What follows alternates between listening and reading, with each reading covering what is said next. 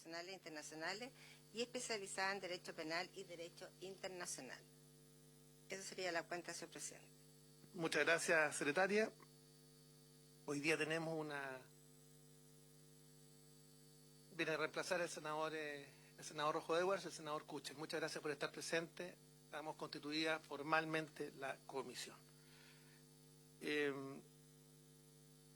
Hoy día es un día muy especial. Nosotros vamos a conocer la opinión del ex diputado y coautor del proyecto Juan Busto, que fue uno de los primeros proyectos que se presentó en este Parlamento y que buscaba dar un puntapié inicial al reencuentro de los chilenos, en un proyecto que suponía algunas bases que son las que inspiran también este proyecto. No a la impunidad, sí a la memoria, sí a la justicia, sí a la no repetición y, por supuesto, la posibilidad de avanzar en dignidad y en pleno respeto de los derechos fundamentales y particularmente al reencuentro de los chilenos. Tuvimos la oportunidad en la sesión recién pasada de conocer la opinión de otro de los coautores. Me refiero a un ex diputado de Demócrata Cristiano y gran amigo, y hoy día tenemos a alguien que fue 4 veces diputado entre el año 1998 al año 2014, que militó en el Partido Comunista desde el año 1969 al año 1990, hasta el 11 de marzo de 1990, que si bien no estuvo exiliado, fue vocero público del Partido Comunista desde el año 1982. Tiene un registro, el 11.076 del informe de tortura, prisión y prisión política.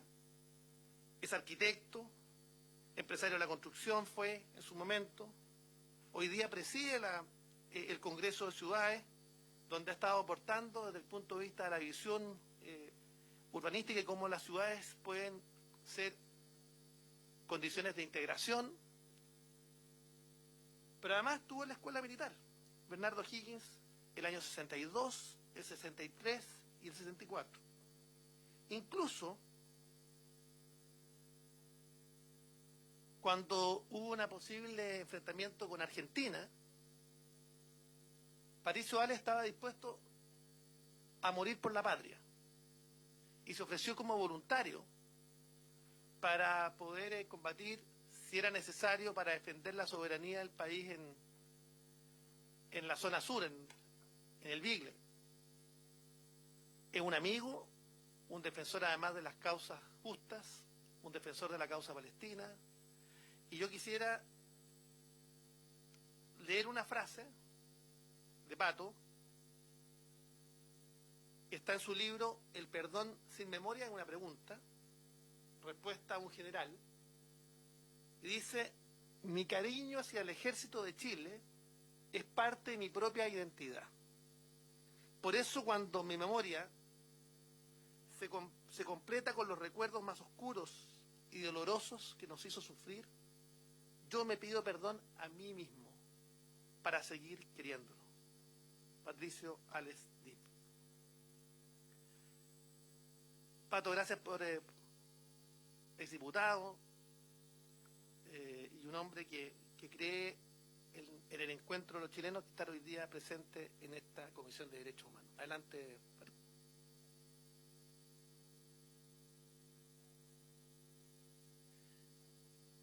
Muchas gracias, señor presidente, por la generosidad de su presentación. Yo he aceptado esta invitación para apoyar el proyecto de ley que ya inició su despacho en general en la comisión y que probablemente todavía debe haber discusión para lo que va a ser la aprobación en sala en general y después la discusión en particular, y probablemente, dadas las emociones que dificultan este debate, quizás lo más probable es que necesitemos ir construyendo cada vez con más fineza y más profundidad la argumentación necesaria. Y por eso acepté esta invitación con con mi mejor disposición. Buenas tardes, señora senadora. Buenas tardes, senador. Efectivamente, muchas emociones, no solo las mías, de muchas personas, hacen difícil esta discusión, la discusión de este proyecto. Yo lo apoyo con convicción, porque en mi opinión constituye un acto civilizatorio y de que nuestra sociedad pueda evolucionar para castigar de un modo humanista y que nuestro país mejore la dignidad de los condenados. No que dejen de serlo, sino que tengan derecho a la dignidad. Me inspira que tengan un trato humanitario, no solo durante sus vidas, sino un trato humanitario al terminar sus vidas. Como lo pensamos, como usted bien dijo, hace años atrás, con el diputado socialista Juan Bustos y el diputado Jorge Burgos, cuando presentamos un proyecto de ley en esta misma línea, buscando el cumplimiento de penas en domicilio a los mayores de 80 años. Pero tengo que decirle que este proyecto me remece profundamente en dos sentidos de dolor. Y yo tengo dos dolores. El primero es que debo decirle a la honorable comisión por intermedio suyo que me cuesta superar la emoción de saber que estoy contribuyendo a beneficiar desde el punto de vista carcelario, aunque sea un derecho, de beneficiar a quienes, abusando de su poder, martirizaron no solo al tremendo listado de personas que están en la estadística, sino a miles de personas y en particular a quienes fueron mis amigos, mis compañeros, mientras yo militaba en el Partido Comunista. Yo viví en Chile los 17 años de dictadura y sé lo que fue eso. Y me cuesta, por tanto, tengo dificultad para apoyar este proyecto que estoy apoyando. Sí, tengo dos dolores, digo. El primero es este. El segundo es que estaban nada menos que mis compañeros y mis superiores con quienes participé en el ejército, juzgados, condenados y hoy día muchos de ellos en la cárcel. Respecto al primer dolor, quiero decir que para mí está claro que la aprobación del proyecto va a establecer un beneficio civilizado para quienes no tuvieron una consideración civilizada con desaparecidos, ejecutados, ni con quienes sufrimos tortura y prisión política. Señor presidente, tengo que decir que me da un poco de pudor hablar en plural cuando digo sufrimos, porque yo, si bien es cierto, la manera de sufrir la tortura es algo muy personal. Lo que para uno es tortura, para el otro no lo es y viceversa.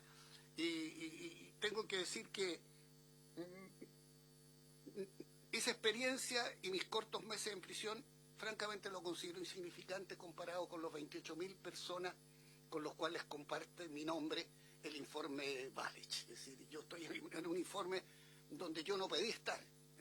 A mí me inscribió la Iglesia Católica y me mandaron a llamar porque entregaron los antecedentes.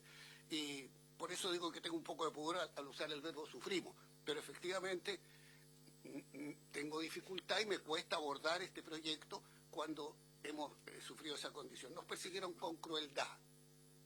No voy a leer las listas de nadie, pero porque están ahí a disposición, pero ahí murieron mis líderes, mis jefes, y muchos de ellos fueron ejecutados por mis líderes cuando yo estaba estudiando en la escuela militar.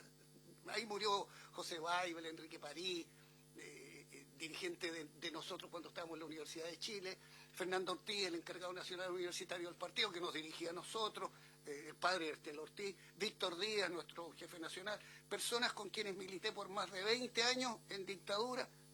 Y quiero entregarle, señor presidente, para usted el libro que yo escribí hace un par de años, que es lo que fue mi pasión por estar en el Partido Comunista, que me llevó hasta el encandilamiento y que después me hizo decidir renunciar después de 20 años. No quise hacerlo en dictadura. Si me permite, a través del señor secretario. Ahí conocí personas especiales, al Lolo Vizcarra, el soldador, al maestro, a Manuel Sangüesa, al Choño Sangüesa. Y de esas filas del ejército yo de las Fuerzas Armadas y de Carabineros degollaron de los que están condenados ahora, que van a ser beneficiados por este proyecto, que yo apoyo, están los que degollaron a José Manuel, a mis amigos José Manuel y Manuel.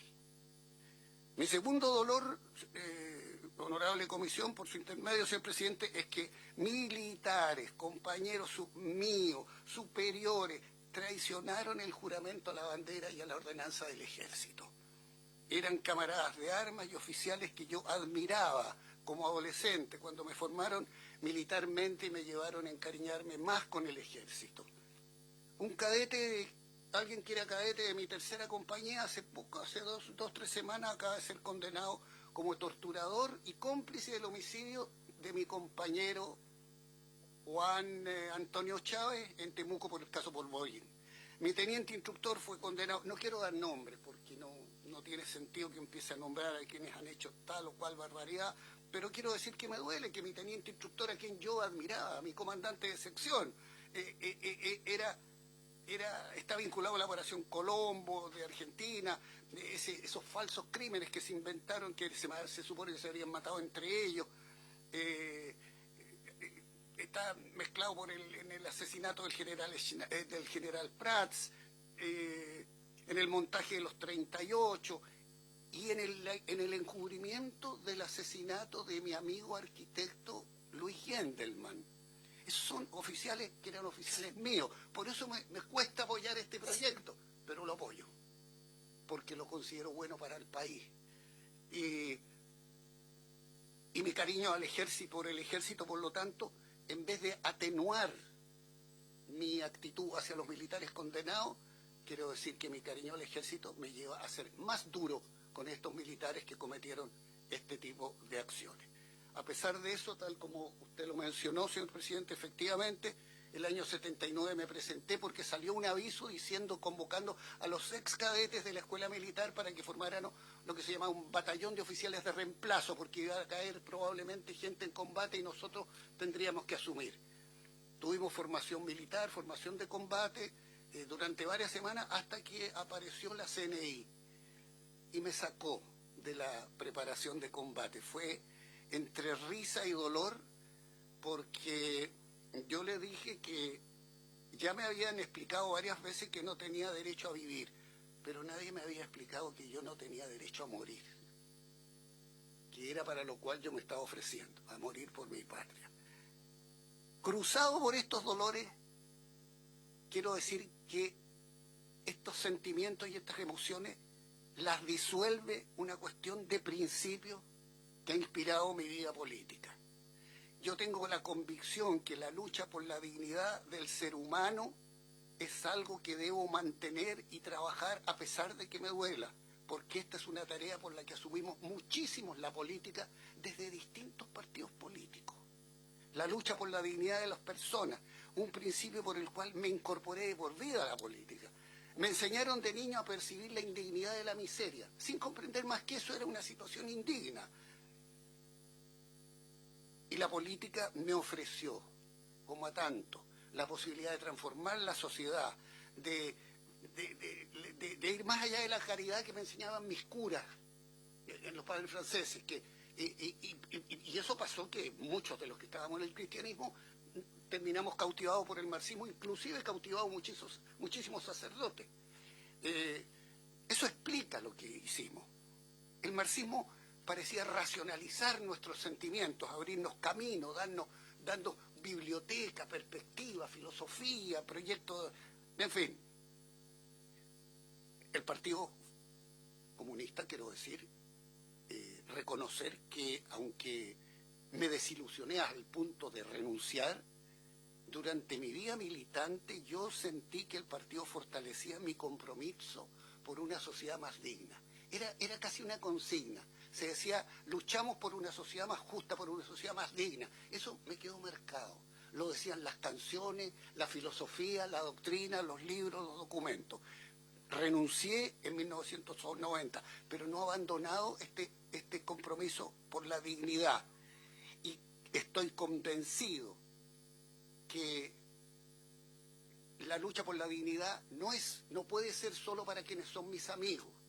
La lucha por la dignidad es para todos. Es decir, señor presidente, perdóneme mi entusiasmo y mi pasión en esto, pero es que la lucha por la dignidad si asumimos de por vida en la política una lucha por la dignidad, es porque la dignidad también tiene que ser para los que violaron nuestros derechos humanos. Lo que no puede haber es que no se sepa la verdad, que no se les juzgue, que no se les condene, que no cumplan las penas, pero que tengan derecho a que la pena la cumplan en dignidad. Es parte de nuestra convicción. Y por eso yo apoyo este proyecto. Yo no creo en la inocencia de ellos. Creo en que está bien que hayan sido juzgados y que sean condenados y que cumplan las penas. Lo que digo es que los castigos también han ido evolucionando. Y oponerme anclado en lo que fueron las emociones que describí, o que me pueden llevar a una cierta ira, o ponernos anclados en la ira, es acercarme a la venganza. Y eso no me inspira ni a mí, y tampoco lo he escuchado que lo inspire a los familiares de detenidos desaparecidos. Yo no hablo en su nombre, no hablo en nombre de mi partido, no hablo en nombre de nadie más que de mí mismo, pero hay una lucha en común que me lleva a asegurar que la gente nuestra no está pensando en la venganza. Digo nuestra, los que habíamos sufrido esto. Pero no es necesario decírselo a esta comisión, que tiene un documento muy sólido y el boletín lo explica muy bien, que esto no es solo una convicción personal.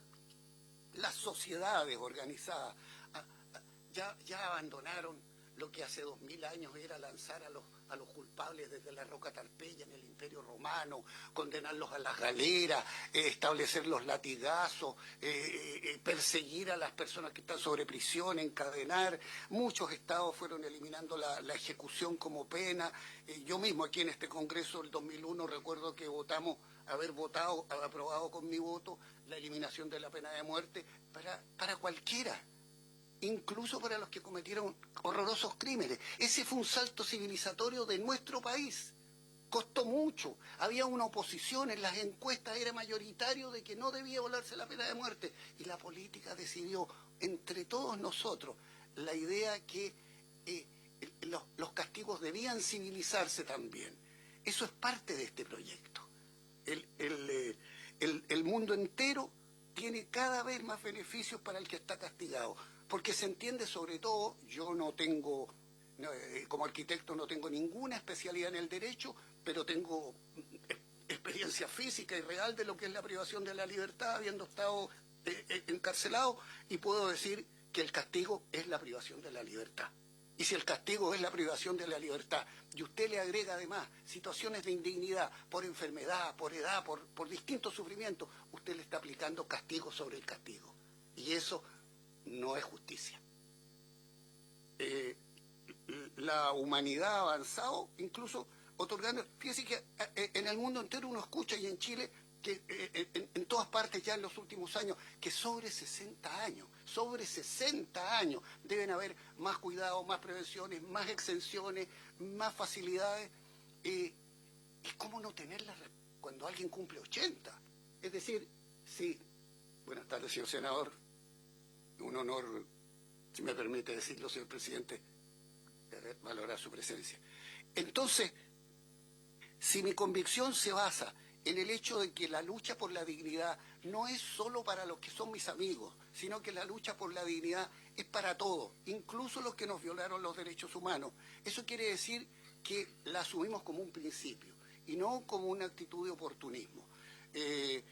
La humanidad ha avanzado, le otorga beneficios a los de 60, ¿cómo no pensar que los de 80, solo por su condición etaria, están requiriendo cuidados mayores? Se considera que el sobre 60 lo requiere, imaginemos el sobre 80. No voy a fundamentar las cosas que están fundamentadas en el proyecto sobre la situación que viven los condenados. Allá hay situaciones de indignidad. Se habla de 2000, usted mismo, señor presidente, me ha explicado largamente, porque ha estudiado este tema desde hace más de 10 años, de los 2.500 personas que se encuentran en distintos recintos carcelarios con edades cercanas a los 80 años. Y que si ya los reos en general tienen muchas situaciones de mucha indignidad en manera de sus funciones biológicas más básicas, más mínimas, es mucho más doloroso cuando esto lo sufren personas de alrededor de los 80 años. Y de eso ni siquiera el 20% son los que están condenados por violaciones de derechos humanos, que deben, a mi juicio, aunque nos hayan causado dolor, deben ser beneficiados también de este proyecto. no sería justo de que estos recibieran castigo sobre castigo. Es decir, más castigo que la propia pena que tienen. Y yo creo que si pensamos en la condición etaria, esto debería ser considerado como un derecho. Un reo anciano tiene nuevos sufrimientos. Y hay una cosa que no puedo dejar de decir, perdóneme la politización de mi intervención en este punto, señor presidente, pero yo pertenecía no solo al Partido Comunista, sino tenía una idea de pertenecer a la izquierda porque las palabras marcaron nuestras vidas. Nuestras vidas están marcadas por las palabras libertad, por la palabra justicia social, por la palabra dignidad. Esto está imbuido adentro de nuestro ser. Y esta izquierda que construyó organización en la lucha por los derechos, con todo respeto me atrevo a decir, los que estuvimos en esas filas no deberíamos oponernos a una propuesta como esta que lucha por la dignidad. Aun cuando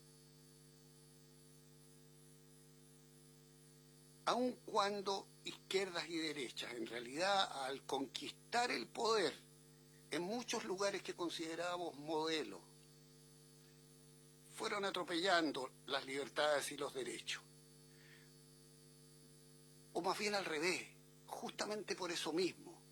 Ahora, al debatir este proyecto, es una oportunidad de hincar el pie en que si esta izquierda en Chile fue en un determinado periodo de la historia el destacamento político que más convocó a construir una sociedad de dignidad, me imagino que esto es una interpelación que la historia nos hace para decirnos que tenemos que estar participando de apoyar un proyecto que da castigo digno a todo el que se encuentra cumpliendo una condena.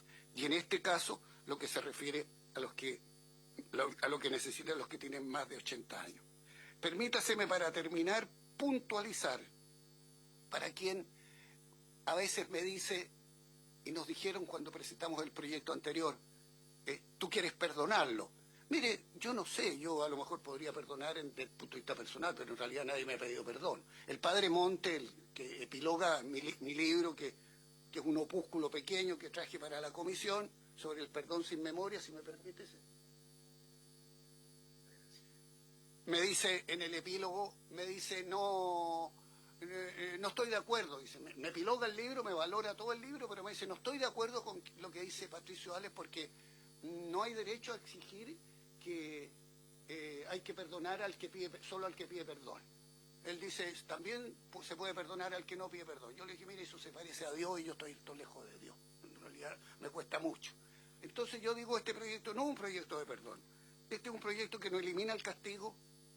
2, no borra la memoria. 3, no promueve el olvido. 4, señor presidente, no esconde la verdad obtenida. 5, no abandona la idea de un gesto de sanción ejemplificadora como la que están sufriendo los condenados. Pienso que si se aprueben por la sala para venir a una discusión en general, en mi opinión me gustaría que se pudiera discutir un poco más lo que es el artículo 3 respecto si acaso se puede establecer de que no haya un automatismo, de manera que sea un verbo podrá en vez de deberá cuando el tribunal tiene que resolver, el cumplimiento en reemplazo en recintos carcelarios o poder estudiar los casos sin automatismo. La discusión lo verá en su momento y tengo discrepancia profunda respecto a la idea de suspender la pena. Es distinto para mí. Suspender la pena ya es otra cosa. Yo quiero apoyar claramente el cumplimiento domiciliario. ¿Perdón?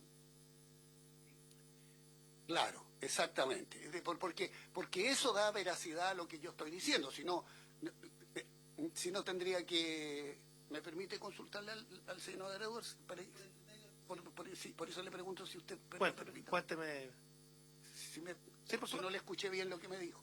Lo que estaba señalando, efectivamente reafirmando el punto, porque este proyecto trata del cumplimiento alternativo no trata justamente de la suspensión de pena. Entonces, le da relato a lo que usted está planteando, exactamente. Y ese es lo que inspira a aquellos que hemos firmado justamente este proyecto. Porque el artículo segundo... No perdón, no plantea el perdón, no plantea la amnistía, no plantea no tener memoria, no plantea la no repetición, no plantea finalmente que haya una condena ejemplificadora, sino que le plantea básicamente es cómo logramos ese cumplimiento alternativo de aquellas personas que están en determinadas condiciones puedan hacerlo también con dignidad, porque la privación, la condena es la privación de libertad, no la pérdida de la dignidad. ¿Y el artículo segundo, señor presidente? Bueno, eso es parte de lo de que va a haber la discusión en particular. Exactamente. Y quiero decir que victimarios o defensores de los victimarios en diferentes oportunidades han planteado una serie de argumentos que a mí me parece que son ajenos al proyecto y no quiero dejar de decirlo, establecerlo, para que no se confundan si acaso estamos blanqueando ese tipo de expresiones. ¿Cuáles son? Cuando se dice, y que me lo han dicho directamente, en el opúsculo ese que le entregué, señor presidente, para los miembros de la comisión, lo digo, que dicen que se llegó a la tortura y a los crímenes y a todo, y a los detenidos desaparecidos, todo, por culpa de que lo ocurrió, tiene la culpa la izquierda. Segundo, que no podían desobedecer las órdenes, cosa que está indicado en la ordenanza general de ejército y además el propio juramento de la bandera, el cumplimiento de las leyes, el cumplimiento de los derechos humanos, en fin. Tercero, que merecen amnistía. Tampoco estoy de acuerdo. Cuarto, que juzgarlos y condenarlos habría sido una venganza. Quinto, que han pasado demasiados años, como si acaso, sin reconocer que han pasado demasiados años, porque cuando eran, y se les juzga cuando son muy viejos, y se les condena cuando son muy viejos, porque justamente cuando eran jóvenes y de mediana edad, no entregaban la información para que se les pudiera juzgar. Entonces, que no me dieron información durante 17 años, más 30 más, que se les juzgue a 50 años después, me parece completamente justo, porque recién se vino a entregar la información. No culpen a nadie más, porque cuando el presidente Elwin dice en la medida de lo posible, entre otras cosas, es porque era difícil que fuese posible si no había entrega de la información. Y por otra parte, cuando se dice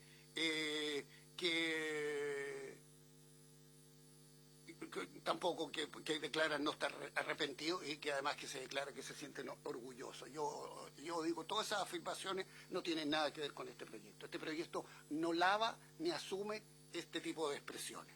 Todos esos argumentos son argumentos polarizados, señor presidente, que alimentan el empate por parte de quienes tienen el dolor de haber sufrido y que terminan entregando, como defensores de las víctimas, una actitud de cerrarse al debate con consignas que dificultan la razón para poder debatir sobre este tema.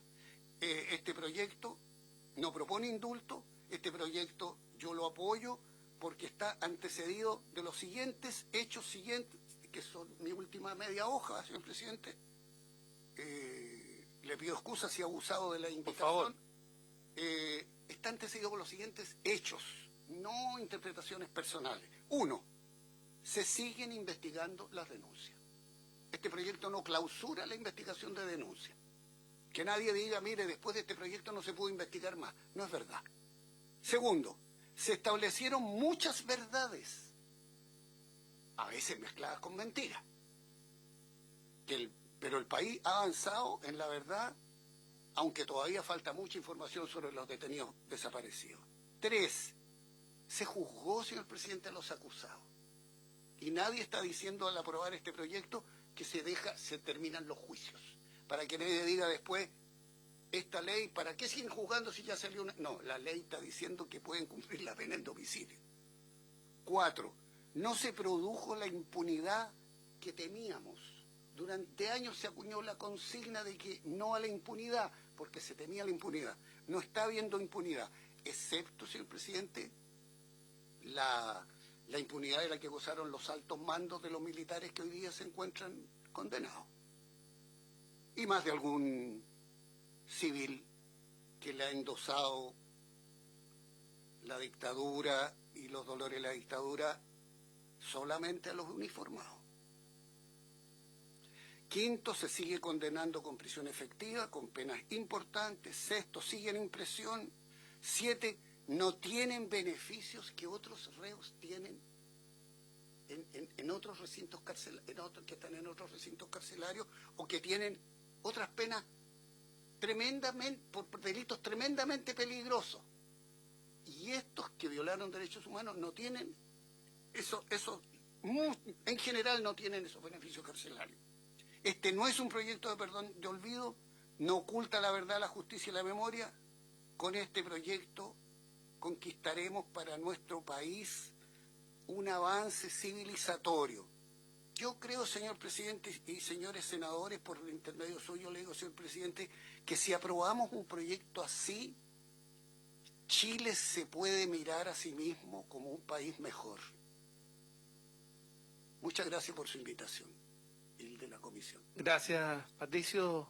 Ale, 4 veces elegido o diputado por 4 periodos, desde el año 1998 al 2014, militante del Partido Comunista desde el año 69 al 90, vocero público del Partido Comunista desde el año 82, registro 11.076 del informe de tortura, prisión política, arquitecto, un hombre que estuvo en el ejército, y un hombre que es tremendamente coherente y consecuente. Quiero agradecer este testimonio, que se une al de Jorge Burgos, que lo hizo vía escrita la sesión pasada, apoyando también el proyecto, y que sin lugar a dudas también recuerdan la memoria de Juan Bustos, que en junio del 2004 presentó un proyecto, y que este proyecto es inspirador de ese proyecto, está inspirado en ese proyecto. Este proyecto está inspirado en ese proyecto. En ese proyecto donde usted fue uno de los coautores, con Jorge Burgos y con Juan Bustos, y que honra la memoria de Juan Bustos, que murió el 7 de agosto del 2008, víctima de un cáncer linfático. Nosotros trajimos a colación este proyecto de la ley, del proyecto Juan Bustos, como todos los otros proyectos que han estado tramitándose en la Cámara y en el Senado.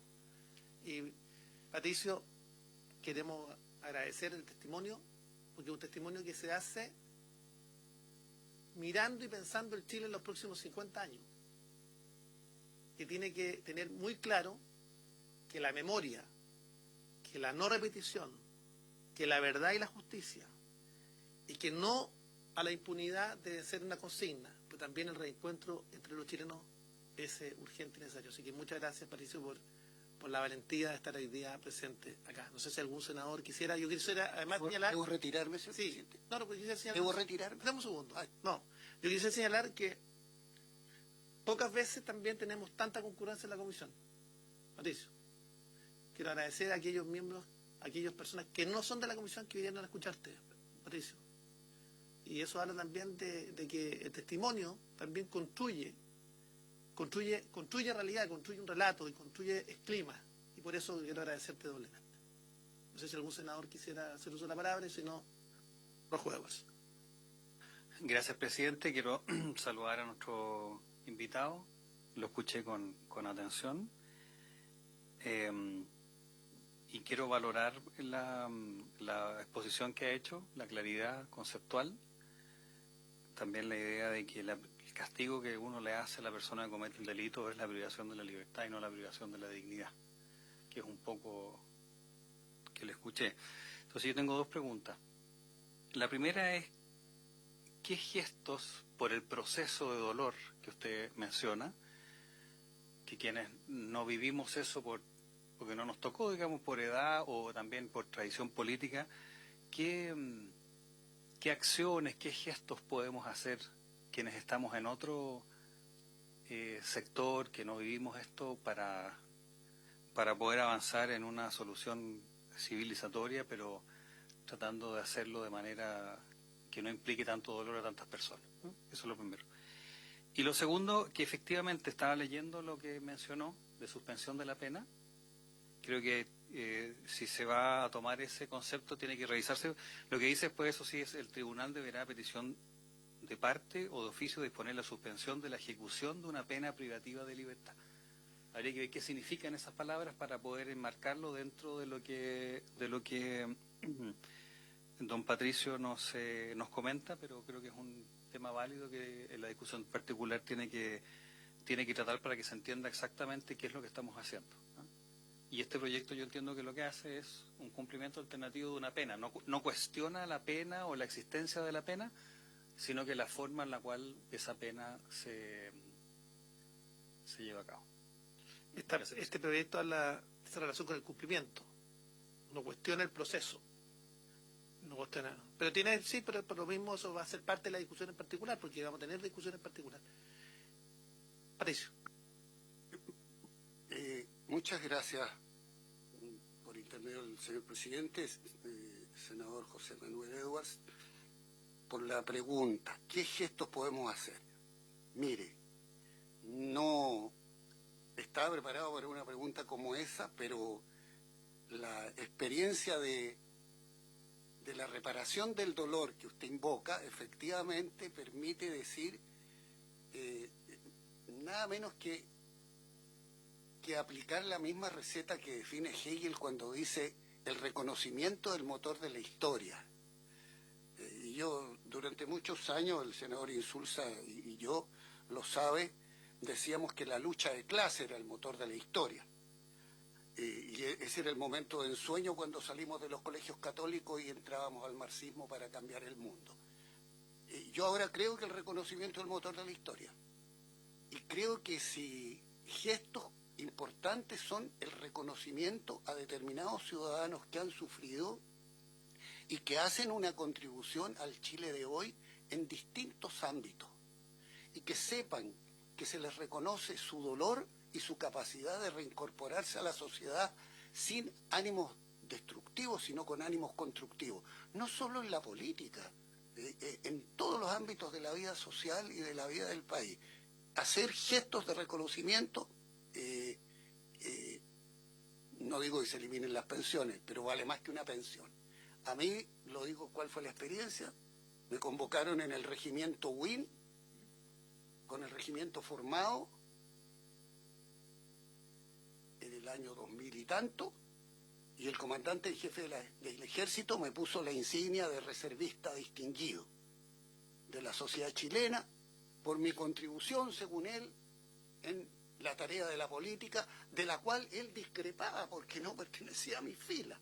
Ese acto de reconocimiento no lo podía olvidar al punto que de la pregunta que usted me hace, lo primero que se me viene a la cabeza fue la emoción de ese día, esa mañana, haber estado formado frente al regimiento y recibir un reconocimiento. Yo recomendaría eso, reconocimiento a las personas que son contribuyentes al bienestar de la sociedad chilena. Gracias, Patricio, y no me cabe la menor duda que este testimonio abre una ventana para el camino al reencuentro. Gracias por tu testimonio, por su valentía y por su coraje. Muchas gracias. Despedimos al diputado Patricio Arias. Muchas gracias. Que vamos a ver otros proyectos, ahora, pero si quisiera quedarse encantado, no hay ninguna dificultad. Gracias, Patricio, por el testimonio. Ahora, agradeciendo, vamos a agradecer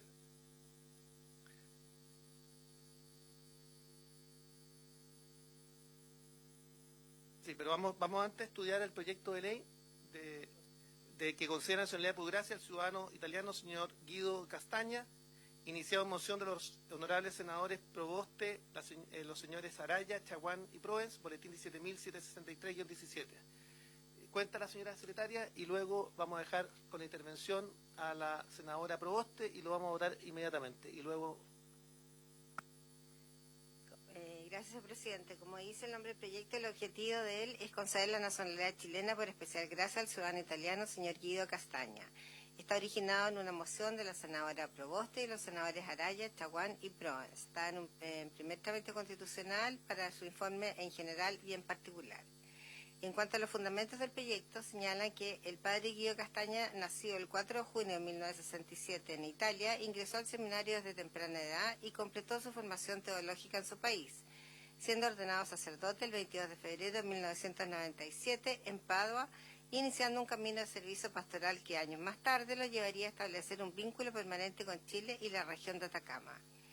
El 9 de enero de 2001 llegó a Chile en respuesta a un llamado misionero integrándose a la diócesis de Copiapó, donde destacó por su cercanía, sencillez y compromiso social.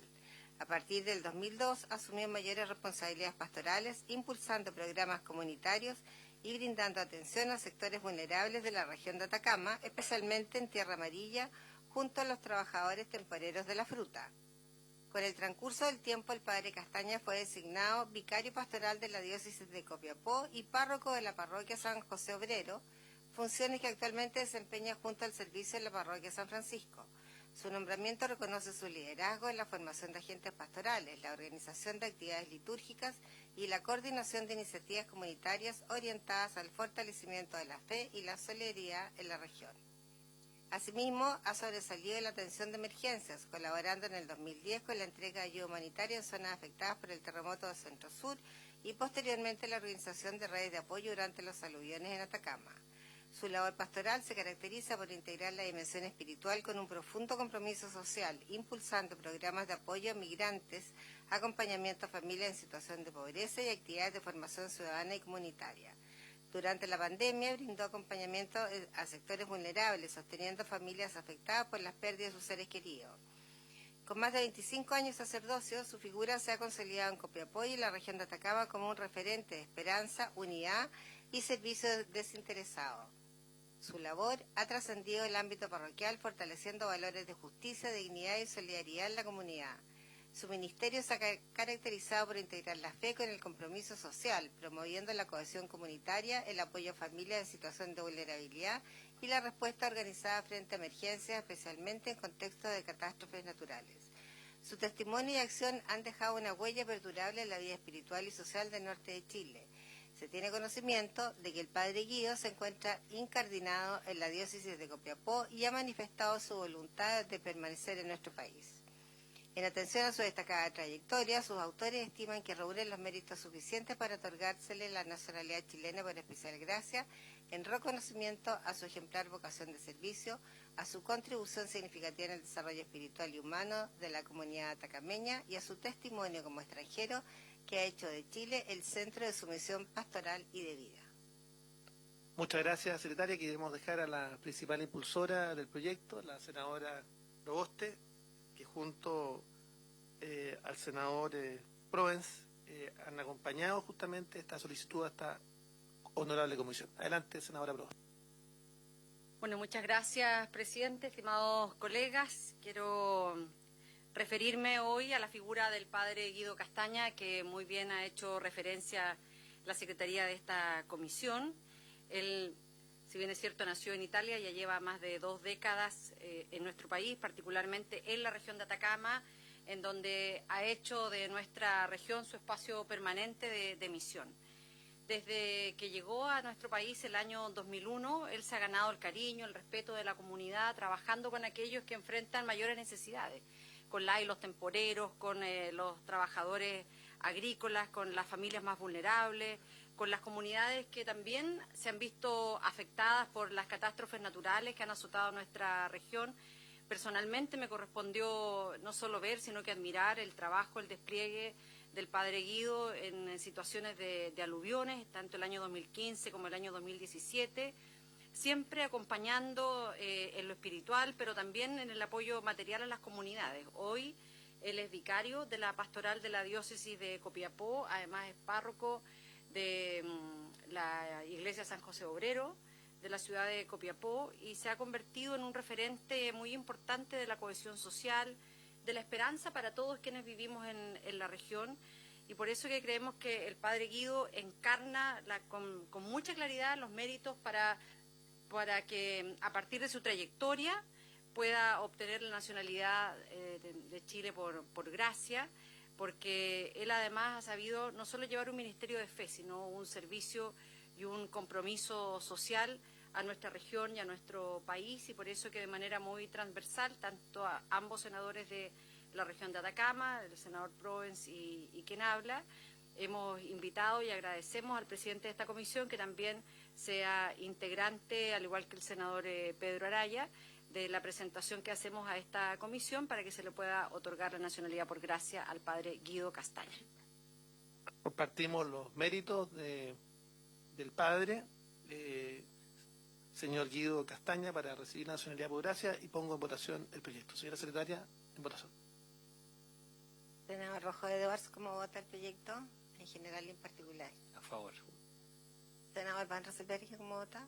A favor. Señor presidente, A favor. que aprueba por unanimidad. Se despacha a la sala. Muchas gracias. Gracias. Presidente. Muchas gracias. Gracias, senadora. Ahora vamos a escuchar a la señora Mari Montesino, la calidad de coordinadora del Partido Voluntad Popular, capítulo Chile, quien dará a conocer la situación que afecta al exdiputado venezolano de la Asamblea Nacional del 2015, señor Freddy Superlano, que se encuentra en situación de presunta desgracia desde el 30 de julio del 2024. Y esto se adiciona a la situación que está afectando a muchos hoy día están siendo perseguidos por la dictadura venezolana, la dictadura de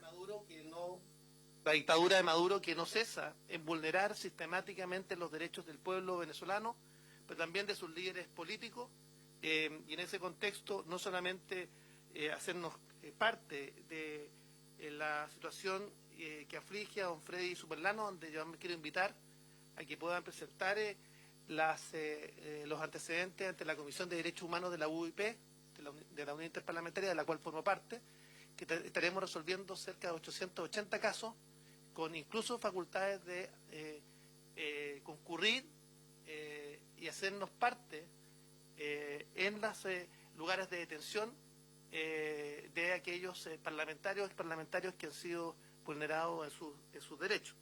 Y me gustaría dejar, Mari Montesino, dejarte a ti con la palabra para que nos puedas contar la situación que afecta a Freddy. Bueno, muy buenas tardes a la Honorable Comisión de los Derechos Humanos del Senado de Chile y senadores y senadoras presentes. Estoy aquí en mi calidad de coordinadora del Partido Político Voluntad Popular, capítulo Chile, para denunciar la grave situación que ha afectado al ciudadano venezolano Freddy Superlano, caso que requiere una inmediata atención de los poderes públicos democráticos de la región. El 30 de julio de 2024, Freddy Superlano fue secuestrado por miembros de las fuerzas policiales del régimen de Nicolás Maduro. Desde ese momento, pasaron días sin que su paradero fuera conocido, y pese a que su familia fue informada extraoficialmente que se encontraría en el helicoide, que es la sede del Servicio Bolivariano de Inteligencia Nacional, SEBIN, ha pasado más de un año sin que Freddy Superlano tenga contacto alguno, ni con su esposa, ni con sus familiares, o con sus representantes legales. Esta situación de completa incomunicación y la ausencia de presentación no es otra cosa que una desaparición forzada. Por eso, nosotros y su familia creemos que hay presunta desgracia. Esta situación de incertidumbre nos obliga a actuar.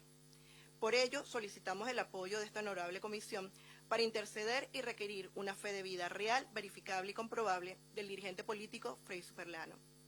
Me acompaña para dar su testimonio el señor Héctor Uzcategui, venezolano, refugiado, reconocido por el Estado de Chile, perseguido político, exiliado y ex asistente parlamentario del diputado Freddy Superlano. Agradeciendo la oportunidad de ser escuchados y confiando en el apoyo de esta honorable comisión en la defensa irrestricta de los derechos humanos, les cedo la palabra. Adelante, si se puede presentar para los efectos del informe y del acta, y luego, si es que pudiera relatarnos justamente aquello. Bien, buenas tardes. Mi nombre es Héctor Uzcategui, fui asistente parlamentario del diputado Freddy Superlano. Quiero comenzar saludando y agradeciendo a ustedes, distinguidos senadores, y a esta Comisión de Derechos Humanos del Senado. Me quiero permitir unos minutos para explicar un poco por qué nosotros estamos acá, y en particular por qué yo estoy acá. Como bien explicó Mari, gracias Mari por tu presentación. Yo soy el asistente del diputado Frei Superlano, no solo en el Parlamento, fui asistente de él en toda su carrera política, ¿verdad?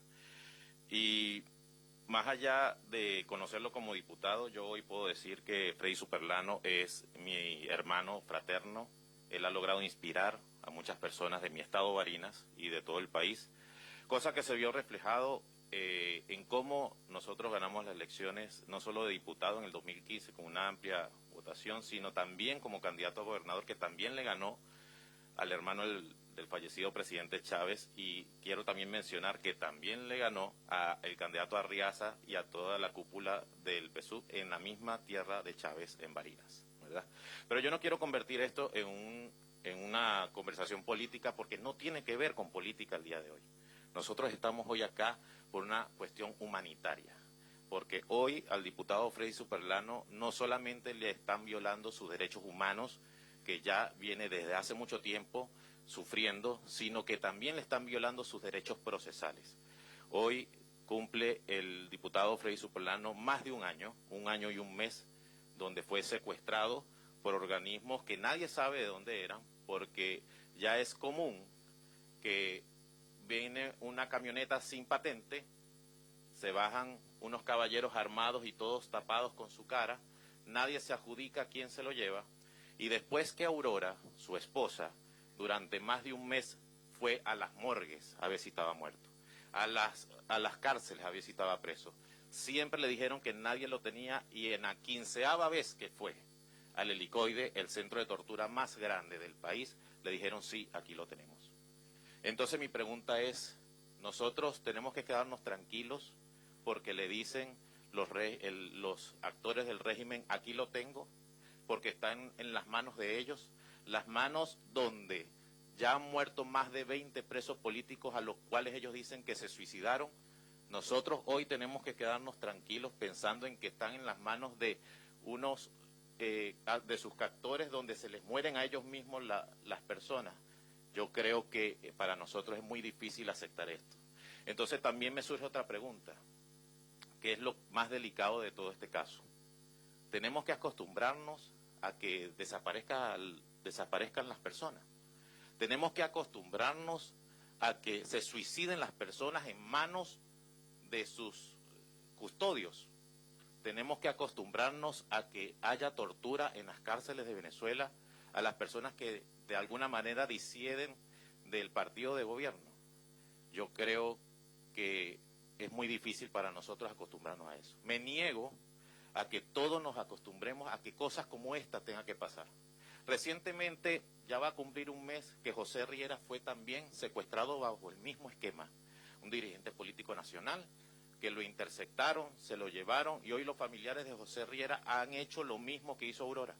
Van a las morgues, van a las policías, van a todos lados, a todas las cárceles a ver dónde está José Riera, y nadie dice ni se adjudica que lo tiene. Hoy José Riera también está desaparecido y sin saber, porque nadie se ha adjudicado que lo tiene. Entonces es una cuestión sistemática que viene ocurriendo, y vemos cómo los organismos internacionales no dicen nada. Vemos cómo siguen pasando cosas y la gente sigue muriendo dentro de las celdas y nadie dice nada.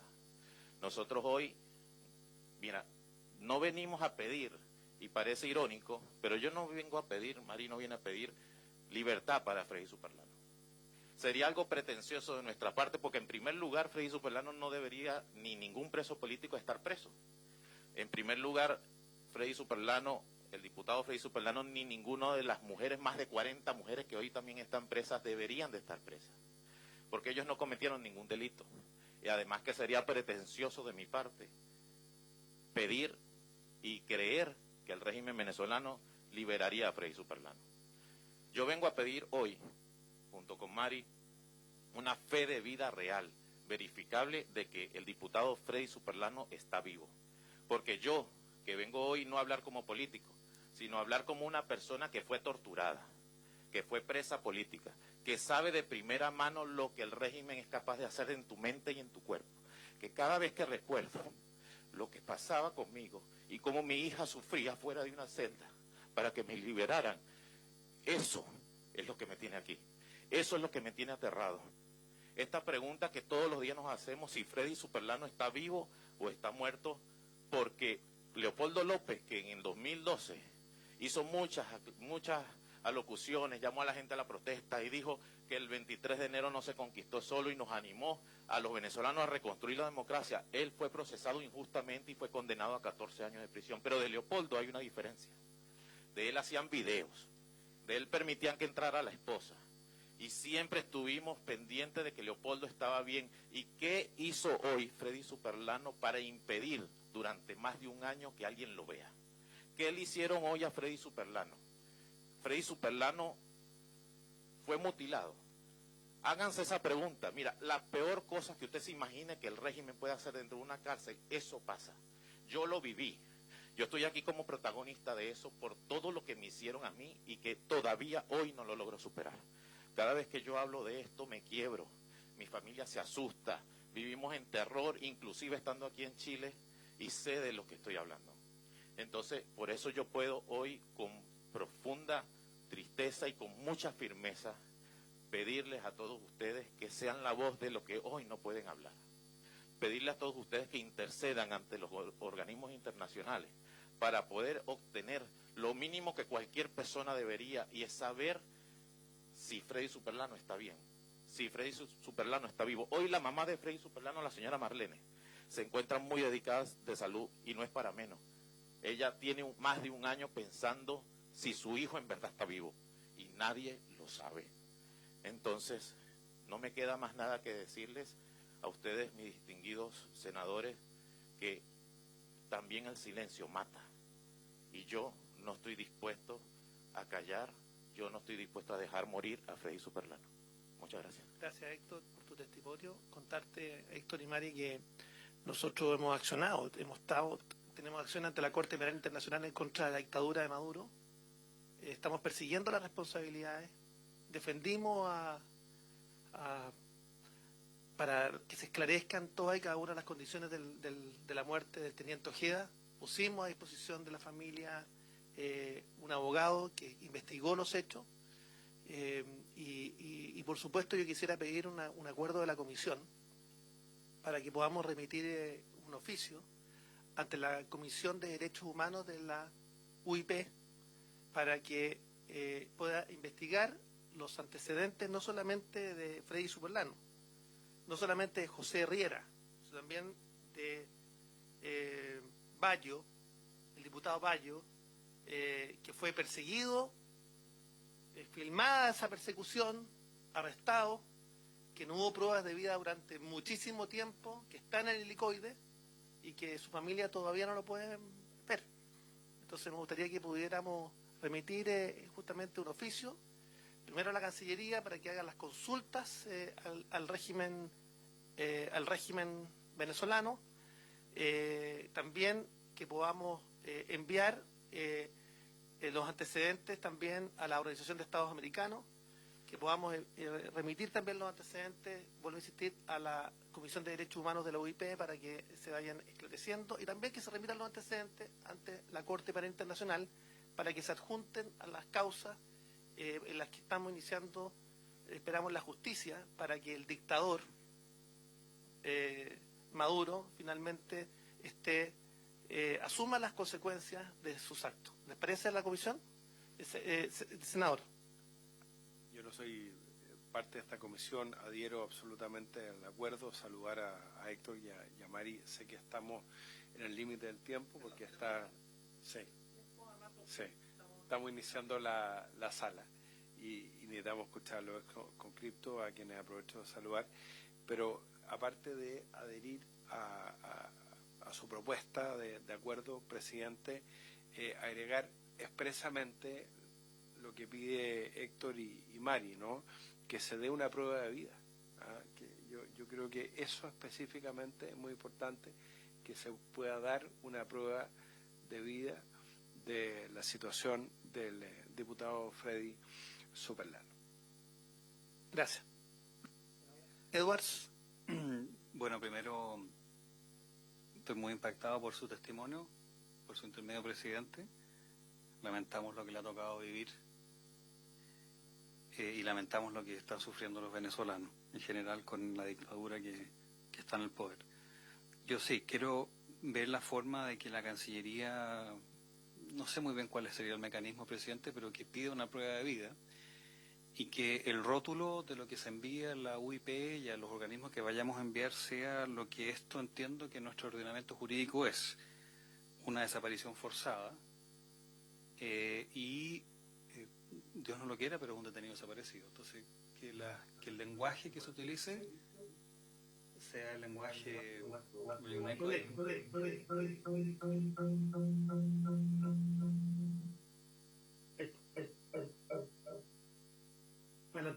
sí, que el lenguaje que se utilice es un posible caso de detenido desaparecido y ya desaparición forzada, eso yo creo que ya se cumple perfectamente. Perfecto.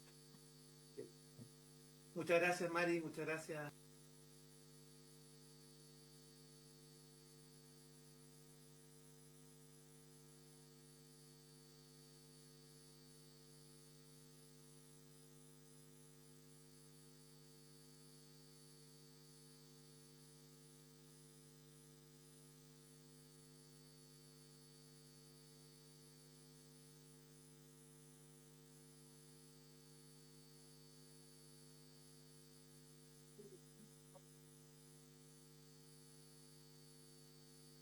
Vamos a escuchar, para conocer la opinión de la Coordinación Nacional de Exconscriptos. Estamos reiniciando el debate de este proyecto. Vamos a tener en la próxima semana, esperamos, a aquellas personas a las que hemos solicitado los informes correspondientes de esta comisión, que eran exministros y de autoridades de gobiernos democráticos, que estudiaron justamente la situación de los exconscriptos. La idea es votar este proyecto, esperamos en 2 sesiones más, una vez que escuchemos justamente a las autoridades que permitan justamente visualizar el impacto que ha tenido para los exconscriptos del 73 al 90, desde el punto de vista de sus derechos, con especial énfasis a los que estuvieron en el 73, el 75 y el 78, pero ciertamente el proyecto busca visualizar la situación de todos los conflictos del 73 al 90. Creo decirles además que yo he estado conversando con la Subsecretaría de Derechos Humanos, este proyecto en particular. Hay posibilidades de que hayan indicaciones del Ejecutivo en la discusión en particular respecto a este proyecto. Y este tiempo en que no se ha tratado el proyecto no es olvido, sino que ha sido conversación con el Ejecutivo para buscar fórmulas que permitan la calificación, en los términos que ha planteado el proyecto.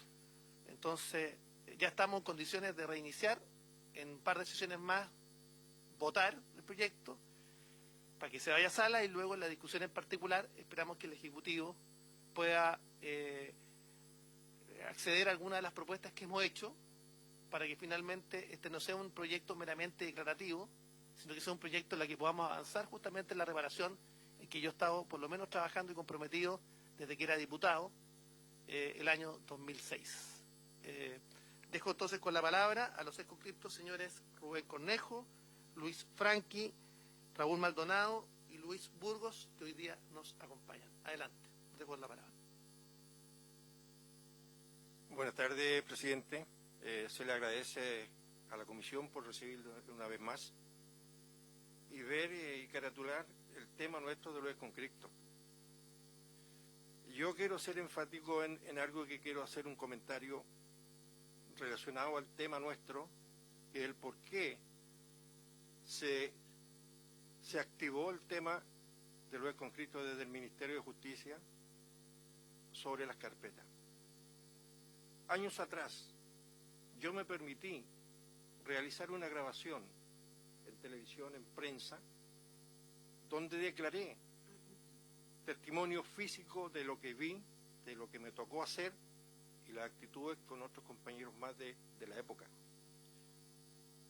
En la cual me significó mucho tema, tuve persecución, tuve que otorgar un recurso de amparo, por lo que yo declaré, no involucrando a ningún oficial, sino que lo que yo vi personalmente, lo que me tocó hacer solo, con otros compañeros, no lo involucré a nadie más, pero eso me llamó mucho la atención, que de cuando salió eso en televisión, en la red, Mentiras Verdaderas, a los pocos días retiran nuestras carpetas del Ministerio de Justicia, donde se llevó a cabo el tema relacionado a la investigación que llevó la PDI de Derechos Humanos. ¿Por qué tomo el tema de la relación de derechos humanos de la PDI? Porque se lo ha seguido involucrando, investigando, pidiendo información, y se habla mucho que el tema nuestro está prescrito.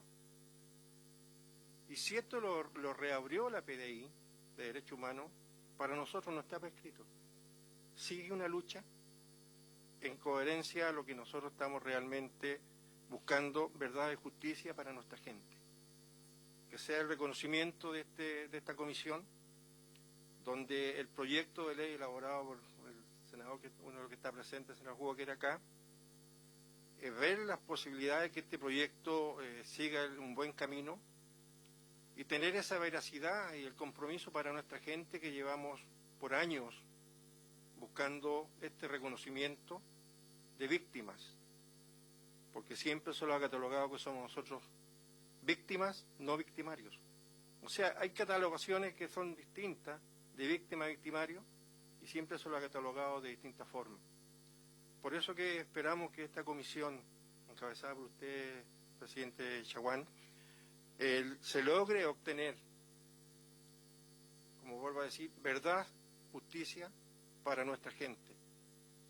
Porque ya hay muchos que han fallecido esperando este reconocimiento, esperando que la verdad se sepa y que nuestra gente diga: cumplimos, llevamos a cabo lo que nosotros entregamos, el sacrificio que nos costó vivir dentro de los cuarteles, los maltratos, todo lo que los informes previos están, y lograr que nosotros como adultos ya, mayores de 60, 65 y 71 años, por la época del 73, esperan este reconocimiento del Estado de Chile, que se reconozca como víctimas de la época de dictadura, en la cual muchos de nosotros recordamos los temas que los pasaron en la época y muchas lágrimas corren de nuestros ojos al escuchar a nuestros compañeros, a nuestros amigos de milicia, que por muchos años hemos estado luchando para que seamos reconocidos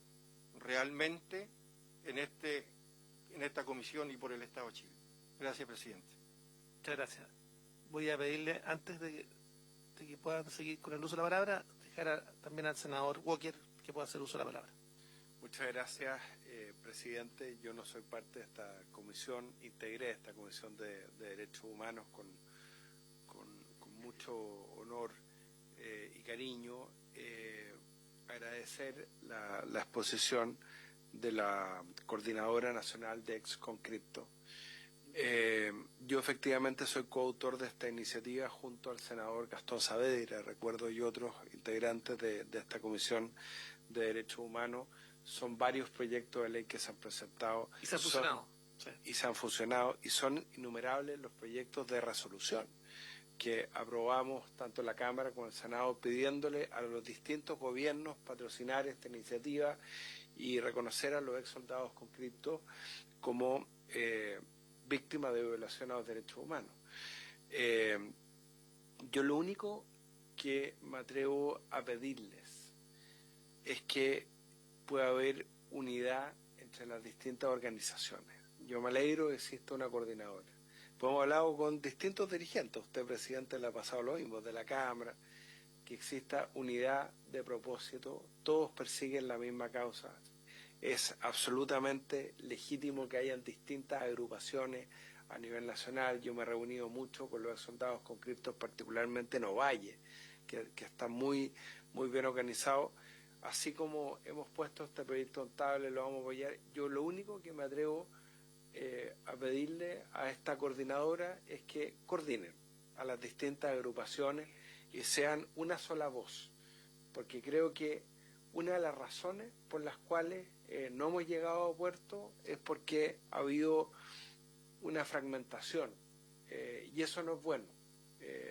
Incluso cuando presentamos el proyecto me llamaron de Ovalle, me dijeron: oye, senador, entiendo que el proyecto excluye a algunos, y no es así.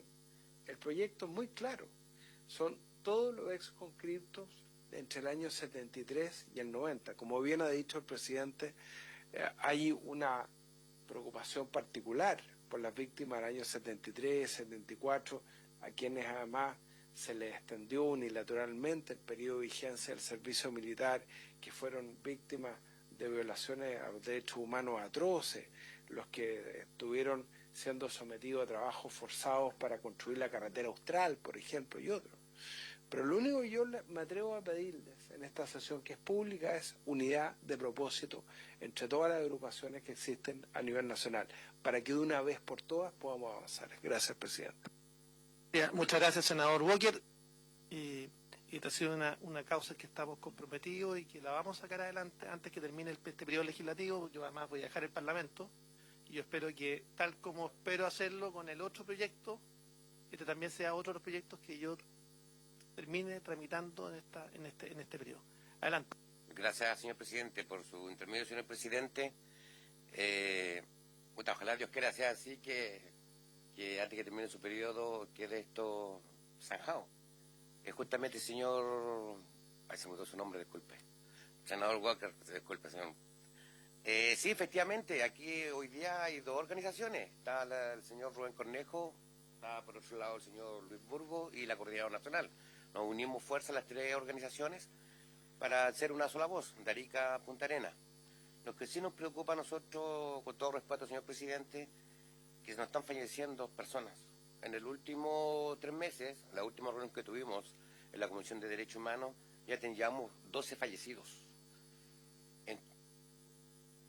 12 fallecidos, y lamentablemente sin contar los enfermos graves que tenemos hoy en día, producto obviamente de todo lo que conllevó nuestro servicio militar regulatorio. De hecho, se lo dije en una oportunidad, nosotros casi el 25% de los conscriptos sufren enfermedades de cáncer a la próstata por el excesivo uso de la piedra lumbre. Entonces, yo creo que nosotros, con todo respeto, señor presidente, yo creo que nosotros ya no deberíamos hablar más de lo mismo, solamente ya a nosotros nos queda la voluntad de la Comisión de Derechos Humanos, en que, como dice usted, en 2 comisiones más estén ya las condiciones para votar en favor de todo, durante tantos años, y agradecer a usted, señor Chaguán, señor, por el tema. Usted fue una lucha, uno de los impulsores de nuestra lucha para sacar esto adelante, y ya van, si no me equivoco, más de 20 años por nuestra lucha. Y lo que más que lamentamos nosotros son nuestros compañeros fallecidos. Me preocupa mucho que estos últimos 2 meses ya tengamos 12 fallecidos. Y esperando que Dios quiera sea así, por intermedio del señor presidente, de que de aquí en 2 sesiones más ya puedan votar como corresponde. Eso, señor presidente, gracias. Eso esperamos. Adelante. Si se puede del acta, por favor. También usted va... Disculpe, Luis Franque, presidente de la región de Atacama.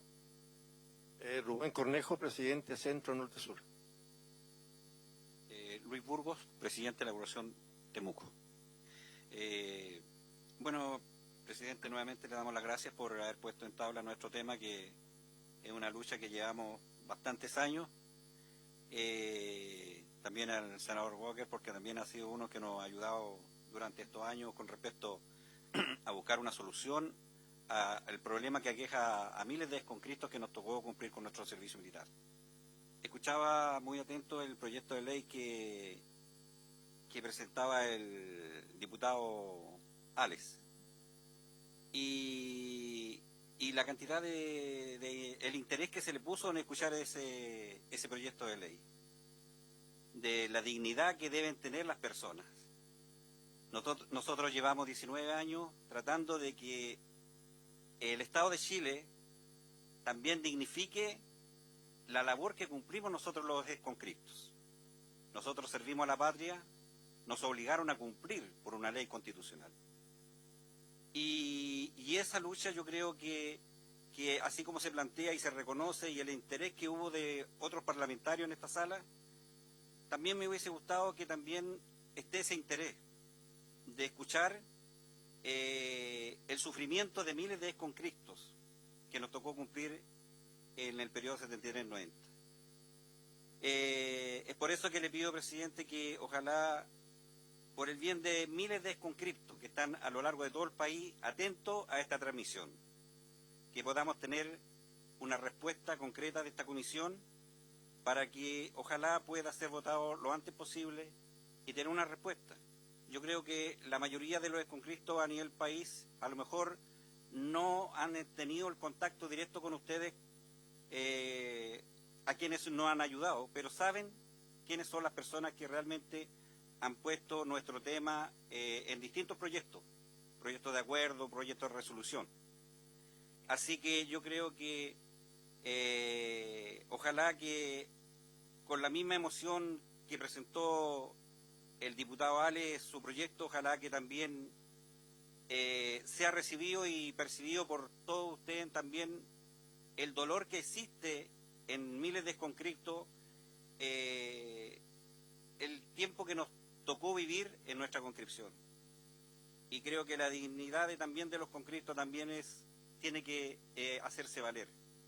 Así que les doy las gracias, presidente, por la oportunidad que nos da de poner nuestro tema hoy y ojalá que tengamos una respuesta lo antes posible por el bien de miles de desconscriptos que están a lo largo del país, como les digo, escuchando y viendo esta sesión.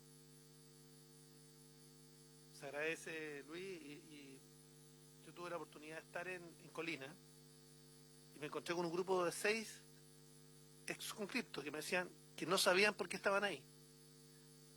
No sabían por qué estaban ahí. Y consideraban además injusto porque incluso esos condenados no tenían acceso al hospital militar como el resto de los detenidos en Colina. Y también hemos mandado oficios de esta comisión justamente para que se clarifiquen las condiciones, porque no es posible que algunos tengan acceso al hospital militar y otros que eran conscriptos, que están condenados, que me decían, no sabemos por qué estamos acá, no sabemos por qué estamos acá. Ellos tengan también las atenciones médicas necesarias.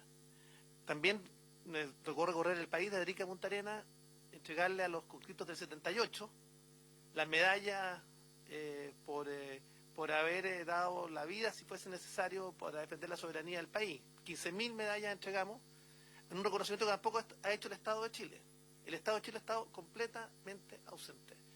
Escribimos 3 libros de testimonios de conscriptos del 78 por la guerra. Estuvimos con muchos de ustedes entregándoles las medallas y el Estado de Chile ha mirado para el lado respecto de lo que hicieron ustedes cuando se les extendió irregularmente su periodo de conscripción el 73, el 75 y el 78.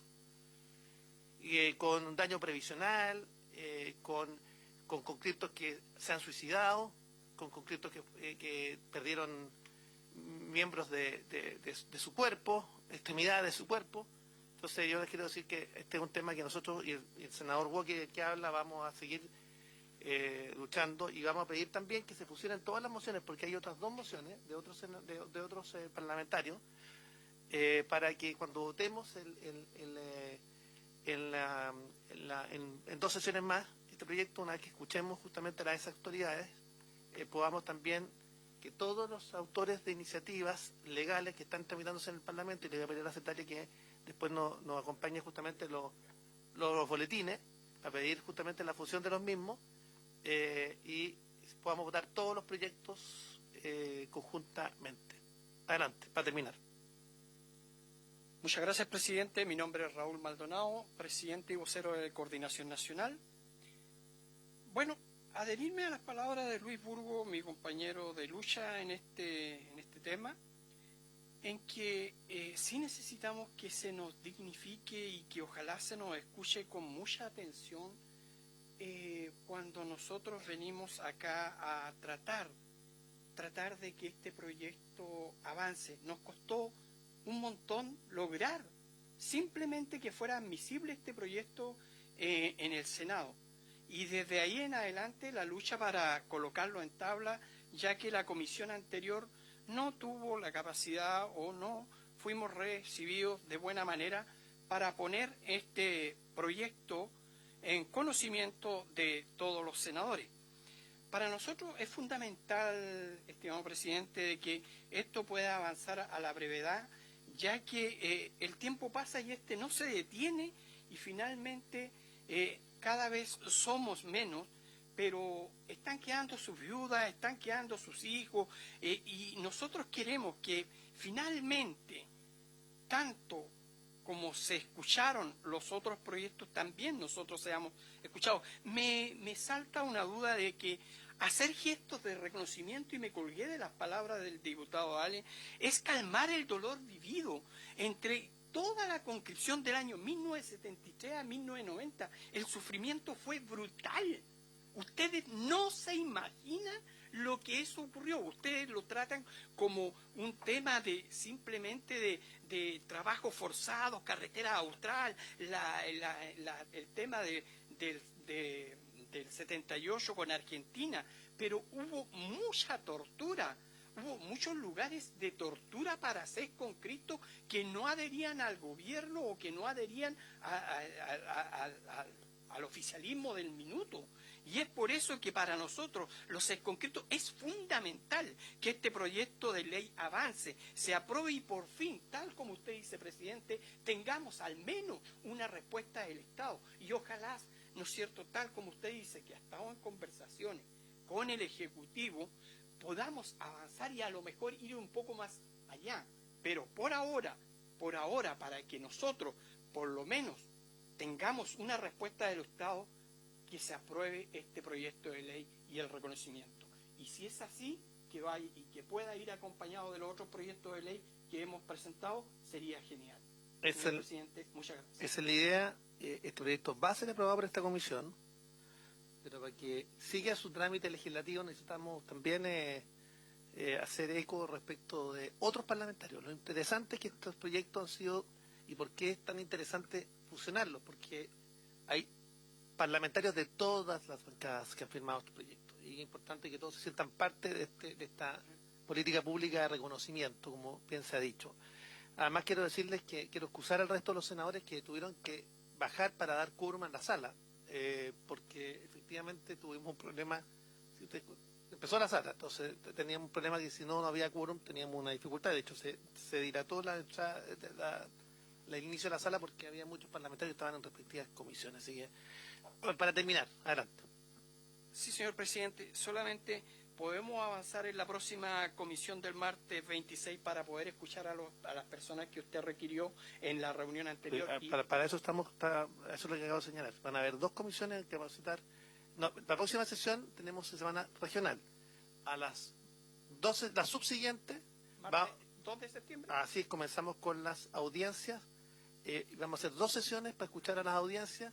Vamos a reiterar los oficios pertinentes y vamos a votar en dos sesiones más. Hay otra cosa, señor presidente. Ustedes pueden concurrir las sesiones que estimen convenientes. Sí, señor presidente, hay una citación que usted dejó pendiente en la primera reunión del 22 de abril, que es con que el subsecretario subrogante Sebastián Cabeza iba a traer un informe de parte de la subsecretaria. Y los que vamos a citar justamente para que vengan acá. Eso es.